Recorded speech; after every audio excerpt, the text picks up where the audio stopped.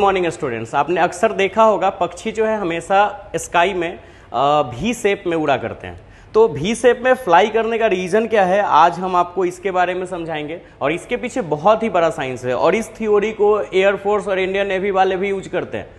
तो V shape में उड़ने का क्या रीजन है, चलो हम इस बात पे बात करेंगे आज। लेकिन उससे पहले आप ये वीडियो देख लो, ठीक है। इस वीडियो के थ्रू आप ये जान सकते हो कि पक्षी जो है वो कैसे भी शेप में उड़ा करते हैं। और ऐसे तो आपने अक्सर आसमान में देखा होगा कि पक्षी किस तरह से भी शेप में उड़ा करते हैं। तो चलो यहाँ पे आप इस वीडियो को बहुत ध्यान से देखो, थोड़ी सी इस वीडियो को आगे जाने दो तो फिर आपको इसकी थ्योरी समझ में आएगी। आप ये देखो, हमेशा जो भी शेप में पक्षी उड़ा करते हैं तो एक जो पक्षी होता है वो लीडर होता है, वो लीड करते रहता है पूरे टीम को। और उसके अलावा बाकी जो पक्षी होते हैं वो बैक टू बैक एक दूसरे के पीछे जो है वो ऐसे उड़ते रहते हैं।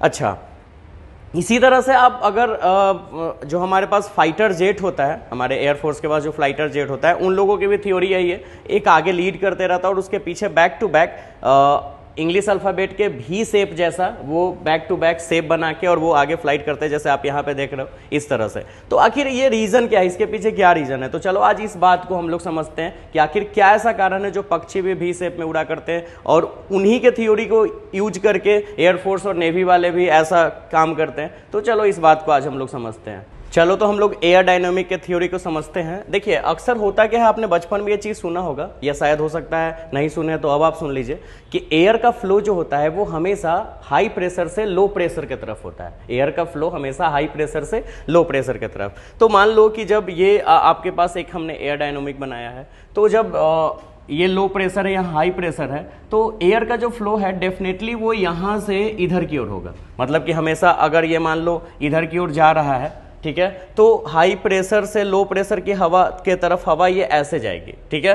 तो अभी आप पक्षी का थ्योरी देखो, जैसे कि अगर हम पक्षी का थ्योरी बताएं, ये आपके सामने एक पक्षी दिख रहा है। जब पक्षी जो है अपने विंग को, ठीक है, अपने विंग्स को जब वो करता है, हिलाना डोलाना स्टार्ट करता है, तो विंग को जैसे ही वो ऊपर नीचे करना स्टार्ट करता है तो नीचे और ऊपर एक प्रेशर, एटमॉस्फेरिक प्रेशर क्रिएट होती है।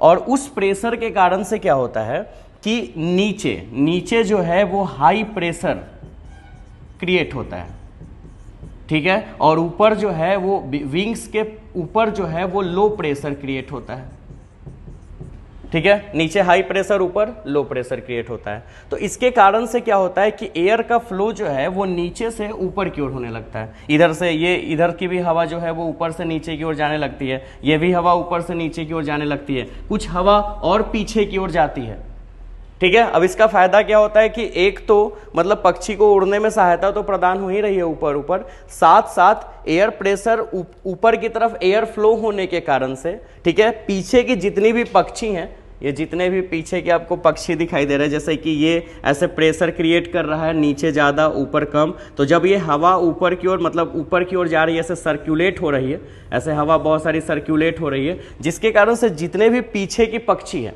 ये दो पक्षी हैं, इनको जो है वो ऊपर की ओर सपोर्ट मिल रहा है, मतलब इनको एनर्जी कम लगता है फ्लाई करने के लिए। अच्छा, उसी तरह से ये भी अपने विंग्स को ऊपर नीचे कर रहे हैं, तो यहाँ पे भी यहाँ हाई प्रेशर ऊपर लो प्रेशर क्रिएट हो रहा है, तो यहाँ पे भी जो है एयर ऊपर की ओर जा रहा है, इससे भी जो एयर है वो ऊपर की ओर जा रहा है। तो क्या है ना कि हर एक पक्षी के पीछे जो दूसरा पक्षी है, आप इसमें नोटिस करो कि क्या होगा कि जब ऐसे प्रेशर, नीचे हाई प्रेशर ऊपर लो प्रेशर और एयर जब नीचे से ऊपर फ्लो करेगा, तो बैक वाली जो पक्षी होगी, बैक वाली जो बर्ड होगी, उसको ऊपर की ओर सपोर्ट मिलेगा, यानी कि उसको उड़ना आसान होगा, उसको उतना ज्यादा एनर्जी लॉस नहीं करना पड़ेगा जितना एनर्जी लॉस इसको करना पड़ रहा है। तो इस तरह से ये जो पूरे टीम है, ठीक है, एक आराम से एक लंबे डिस्टेंस तक ट्रैवल कर पाएगा। हाँ, ये टाइम टू टाइम, समय समय पे क्या करता है ना कि अपनी पोजीशन को भी बदलता है।